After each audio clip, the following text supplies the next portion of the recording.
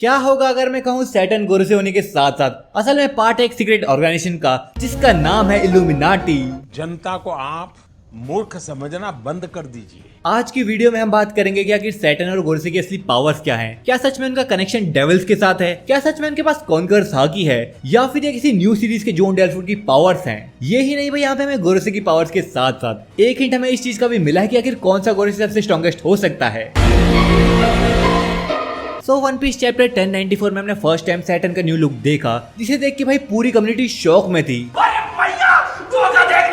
यहाँ पे हमें सैटर्न सम काइंड ऑफ डेल्फुट के ह्यूमन बीस्ट फॉर्म में दिखा, जहाँ उसकी काफी हद तक बॉडी भाई स्पाइडर की लग रही थी। लेकिन ये ह्यूमन बीस्ट वाला कोई नॉर्मल फॉर्म नहीं था, बल्कि एक अवेकन फॉर्म था, क्योंकि पीछे हम क्लियरली अवेकनिंग वाली फ्लेम क्लाउड्स देख सकते हैं जो कि सेम लूची और काकू की तरह हैं। फर्स्ट लुक में तो कोई भी इसे देख के यही कहेगा ये सिंपली डेल्फुट पावर्स हैं, लेकिन वन पीस के अंदर जो चीज इतनी सिंपल लगती है वो भाई बाद में जाके उतनी मिस्टीरियस साउंड करती है। सो फर्स्ट ऑफ ऑल अगर ये डेल्फुट पावर्स हैं तो ऑब्वियसली जोन डेल्फुट की होंगी, जिसके बेसिकली 3 फॉर्म्स होते हैं, human, human beast and complete beast, जिसमें से ये form kind of human beast की तरह लग रहा था, क्योंकि इसमें यूजुअली हमें एक हाइब्रिड लुक प्लस भाई एक्चुअल साइज से काफी बड़ा लुक देखने को मिलता है, जो कि हम देख रहे होते हैं। But the thing is Zoan devil fruit जो है वो भाई सबसे मिस्टीरियस डेल्फुट है वन पीस के अंदर, क्योंकि या तो ह्यूमन को एनिमल में कन्वर्ट करते या तो एनिमल को ह्यूमन फॉर्म में कन्वर्ट करते। लेकिन जो सैटर्न का लुक है वो स्पाइडर एंड ऑक्स के लुक से बना है, जहां हम स्पाइडर के लेग्स एंड ऑक्स के हॉर्न्स देख सकते, जो कि नॉर्मल एनिमल तो बिल्कुल भी नहीं है। बट जैपनीज फोक्स के अकॉर्डिंग ये एक योकाई है, मीनिंग अननेचुरल बीइंग है, जिसका नाम था Ushioni, also known as ox demon. Well, हमने मिथिकल क्रिएचर्स तो देखे हैं वन पीस के अंदर, सो अगर कोई योकाई डेल्फुट होगा तो कोई शॉकिंग चीज नहीं होगी।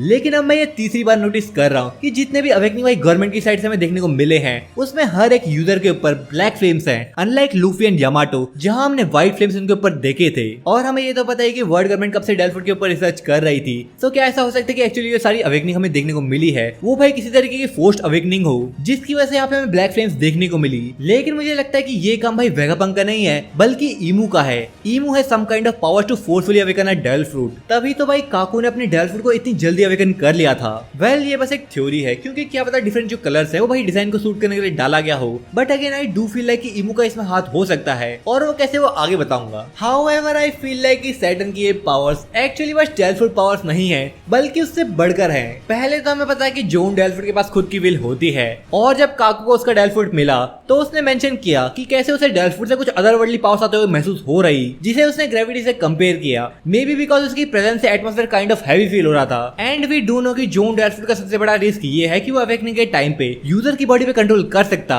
पर हमने आज तक तो भाई ऐसा कभी होते हुए नहीं देखा। तो जो चीज कभी होनी नहीं है उसको आखिर मेंशन ही क्यों किया गया? सो आई फील लाइक कि गोरो से ऐसा पहला केस हो सकते हैं जहां एक्चुअली डेल्फ्रूट ने यूजर की बॉडी पे कंट्रोल कर लिया हो, क्योंकि ये डेल्फ्रूट बिलोंग ही योकाई और डीमन लाइक क्रिएचर से करते, जिनको कंट्रोल या टेम करना सबसे मुश्किल कहा जाता। लेकिन फिर अब तुम लोग कहोगे अगर ऐसा ही है तो ये लोग ईमू की बात क्यों सुन रहे हैं? रुको जरा, सबर करो। सो भाई, उस चीज पे आने से पहले ऊपर मैंने कहा था कि सैटर्न की जो पावर्स है वो 2 चीजों से मिलकर बनी हो सकती हैं, जहां पहले तो मैंने कहा डेल्फ्रूट, और जो दूसरा है वो है भाई मैजिक या फिर ब्लैक मैजिक कहो, और may be you can say demonic powers, क्योंकि फर्स्टली तो इसका लुक भी किसी डीमन से कम नहीं है, और ये निकल के भी एक मैजिक या फिर रिचुअल सर्कल से आया था, जिसका भाई कॉन्सेप्ट यही है कि डीमंस को हम रिचुअल सर्कल का यूज करके समन कर सकते हैं। और ये जो मैजिक सर्कल है इसने भाई सैटर्न को सीधा शिप से भाई एकेड के अंदर टेलीपोर्ट किया, वो भी डायरेक्ट उसकी अवेकन फॉर्म में, जो कि काइंड ऑफ कंफ्यूजिंग था कि आखिर गोरो से जैसे बड़े लोगों की टॉप ऑफ द वर्ल्ड पे बैठे हैं उनकी भाई यहाँ पे मैं पहले डेल्फ्रूट पावर शो नहीं की गई और ना कोई फॉर्म शो किया गया, बल्कि यहाँ पे डायरेक्ट हमें अवेकनिंग वाला फॉर्म देखा, वो भी बिना किसी फाइट के। अब भाई या तो ये मैजिक सर्कल बस टेलीपोर्टेशन का काम करता, जो कि एक्स्ट्रा पावर्स है गोरोसे के पास, या तो ये मैजिक सर्कल सैटर्न के डेल्फ्रूट की एक एबिलिटी है। लेकिन ऐसे दोनों ही के आज तक हमने कभी नहीं देखे कि भाई कोई जोन अवेकनिंग हमारे सामने ऐसे आई हो और डेल्फ्रूट एंड हाकी के अलावा भी वन पीस में कोई एक्स्ट्रा पावर एग्जिस्ट करती हो। क्योंकि अगर ये पावर्स बस गोरोसे के पास है तो फिर तो सिंपली हम इसे मैजिक ही कह सकते हैं, क्योंकि जिस वर्ल्ड में इतनी सारी अननेचुरल चीजें हो सकती हैं तो आखिर मैजिक क्यों नहीं? जिसका रेफरेंस एक्चुअली हमें खुद चैप्टर 524 में मिला था, जहां पे कुछ लोग ब्लैक मैजिक को यूज करके एक डीमन को समन करने की कोशिश कर रहे थे, और वहां पे भी एक मैजिक सर्कल बना हुआ था। सेम तो नहीं था बट कॉन्सेप्ट यही था कि मैजिक सर्कल या फिर रिचुअल सर्कल को यूज करके समनिंग भाई परफॉर्म की जा सकती है। लेकिन वहाँ एक्चुअली एक डीमन समन भी हुआ था, जिसको हम सोल किंग या फिर ब्रुक के नाम से जानते हैं, क्योंकि उस टाइम पे कुमा ने ब्रुक को अपनी एबिलिटी से वहां पे काइंड ऑफ टेलीपोर्ट कर दिया। तो मे बी एक हिंट हो सकती है कि एक्चुअली मैजिक एग्जिस्ट करता है वन पीस के अंदर, और यहाँ पे वो जो मैजिक सर्कल है वो भाई टेलीपोर्टेशन के काम ही आता है। लेकिन रुको भाई, मुझे लगता है इतनी चीजें तुम्हारे थोड़ी कम होगी, तो भाई ये जो मैजिक सर्कल है इसका भाई थोड़ा सेम काइंड ऑफ डिजाइन हमने मैजिक के अंदर भी देखा, जहाँ पे भाई गोरोसे बैठे हुए थे, जो कि सिमिलर तो नहीं था बट एक्चुअली मैजिक सर्कल की तरह लग रहा था। मे बी यहाँ पे एक आर्किटेक्चरल डिजाइन हो सकता है, but after reading one piece for so long अब तो भाई आंखों देखी चीजों पर भी भरोसा करना मुश्किल है। बट हाँ भाई इस चीज से ये तो क्लियर होता है कि मे बी गोरोसे भाई एक्चुअली मैजिक यूज कर सकते हैं, लेकिन क्वेश्चन ये है कि हाउ, जिसका आंसर फिर से घूम फिर कर आता है डेविल्स के कॉन्सेप्ट पर। क्योंकि आखिर डेविल फ्रूट्स क्या चीज है भाई, डेविल्स के फ्रूट ही तो हैं। ऊपर से वन पीस सिलब्रेड का जो मेन विलन था वो भी भाई एक डीमन किंग था जिसका नाम था टॉट म्यूजिका, जिसने भाई ऊटा को अपने कंट्रोल में ले लिया था। और वहां पे हमने ये अनदर डायमेंशन का कॉन्सेप्ट भी देखा जो कि समनिंग या फिर मैजिक सर्कल के लिए एकदम परफेक्ट है। और चैप्टर के अंदर हमें डेविल्स और अंडरवर्ल्ड से रिलेटेड एक और बड़ा हिंट मिला कि जब भाई पॉनी ने अपना एंटी अटैक यूज किया तो वहां एक मरीन स्टिक्स रिवर की बात कर रहा था, जो कि एक्चुअली ग्रीक माइथोलॉजी के अंदर उन 5 रिवर्स में से एक है जो भाई अंडरवर्ल्ड के अंदर बहती थी, जिनका नाम है रिवर स्टिक्स, लीथ, आर्केरॉन, फिलगेथॉन एंड कोकाइटस। सो क्या इनका कनेक्शन गोरोसे के साथ हो सकता है, जिनका नंबर भी एक्चुअली 5 है। वेल गोरोसे की बात कर रहे हैं तो लगे हाथ उनके बारे में कुछ रिवील भी कर दूं तो जैसा कि हमने गोरोसे की भाई फिगर्स देखी थी तो उसके अकॉर्डिंग और भी कुछ योकाई से जो उनसे मैच करते हैं। लाइक सैटर्न का तो भाई उशिओनी हो गया, ऑक्स डीमन। मरकरी का योकाई बेस्ड ऑन बाकू, क्योंकि उसकी बॉडी भी कई सारे एनिमल्स की कॉम्बिनेशन से बनी होगी, जिसमें उसका जो हेड है वो एलिफेंट की तरह है, जैसा कि हमने भाई मरकरी की इस फिगर में देखा था। मार्स एक योकाई है प्रोबेबली बेस्ड ऑन आइदर यातागरासु और कोतेंगु, क्योंकि दोनों का ही बर्ड लाइक स्ट्रक्चर है, जैसा कि हमने मार्स की फिगर में देखा। वीनस और जुपिटर का स्ट्रक्चर भाई एनिमल से तो मैच नहीं करता, but I feel like Venus based हो सकता है फुटाकोची ओन्ना, रोकुरो कुबी और मे बी सुइको। और जो जुपिटर है वो बेस्ड हो सकता है कुचिसा के ओन्ना पे, बट चाहे ये बेस्ड किसी के भी ऊपर हो, लेकिन सबके पास अवेकनिंग की पावर्स तो जरूर हैं और मे बी सबके पास ये मैजिक सर्कल की पावर्स भी होंगी। अब भाई ऊपर जैसा मैंने कहा कि क्या पता इनकी अवेकनिंग इनके ऊपर हावी हो गई हो, तो एक क्वेश्चन दिमाग में आ रहा है कि आखिर ये ईमू को क्यों सर्व कर रहे हैं। तो मे बी ऐसा हो सकता है कि ईमू असल में किसी डेविल पे बेस्ड हो, like some kind of devil king और डेविल क्वीन, जिसकी वजह से ये लोग उसे फॉलो कर रहे हैं। क्योंकि आखिर में ये योकाई है वो अननेचुरल बीइंग्स ही हैं, लाइक तुम कह सकते हो कि ये डीमन और डेविल से सिमिलर है। तो मे बी जो ईमू है वो इनसे हायर पावर वाला बंदा होगा या बंदी होगी, तो इसी की वजह से ये लोग उसे फॉलो कर रहे हैं ताकि ये लोग खुद ना मर जाएं। और ये जो फोर्स्ड अवेकनिंग की बात रही, मे बी ये ईमू नहीं किया होगा क्योंकि इसके पास अननेचुरल पावर्स हो, लाइक ब्लैक मैजिक और समथिंग, और उसने ही गोरोसे को मैजिक सर्कल वाली पावर्स दी हो। क्योंकि अंडरवर्ल्ड और मैजिक से रिलेटेड काफी ज्यादा रेफरेंसेस यहाँ पे हमें देखने को मिले, जिसमें से सबसे बड़ा तो ये मैजिक सर्कल ही था, क्योंकि इसका जो डिजाइन है पेंटाग्राम या फिर star shape, it's said to be a design जो एसोसिएटेड होता है डीमंस और डेविल से। और क्योंकि पहले मैजिक में एक्चुअली गॉड्स का घर था, यानी कि लुनारियंस का वहां पे घर था,